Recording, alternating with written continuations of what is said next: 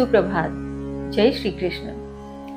दुर्योधन ने पांडवों की सेना का जिक्र करने के बाद अपनी सेना के महारथियों के विषय में अपने गुरु द्रोण अर्थात उस समय युद्ध क्षेत्र में कौरवों की ओर से सेनापति द्रोणाचार्य के समक्ष अपने पक्ष में आए हुए सभी योद्धाओं का वर्णन करना प्रारंभ किया।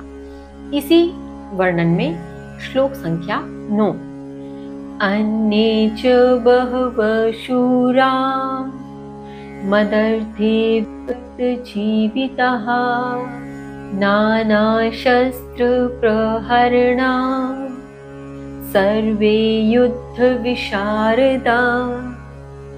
वे कहते हैं कि अन्य और अनेक ऐसे वीर जो मेरे लिए अपने जीवन का उत्सर्ग करने वाले हैं और सभी प्रकार के आयुधों से युक्त तथा युद्ध विद्या में निपुण है।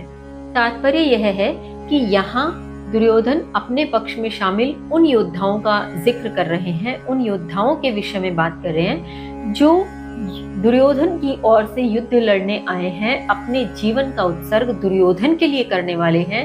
वे सभी योद्धा अनेक आयुधों से युक्त, प्रत्येक प्रकार के शस्त्रों से युक्त हैं और युद्ध विद्या में निपुण हैं।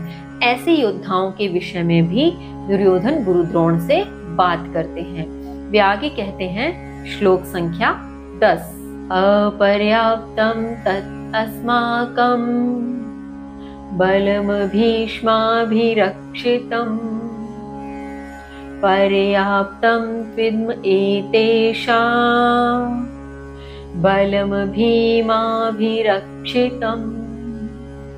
आगे दुर्योधन कहते हैं कि भीष्म पितामह द्वारा भली भांति संरक्षित हमारा बल अपरिमेय है, जबकि भीम द्वारा भली भांति संरक्षित इनका बल सीमित है।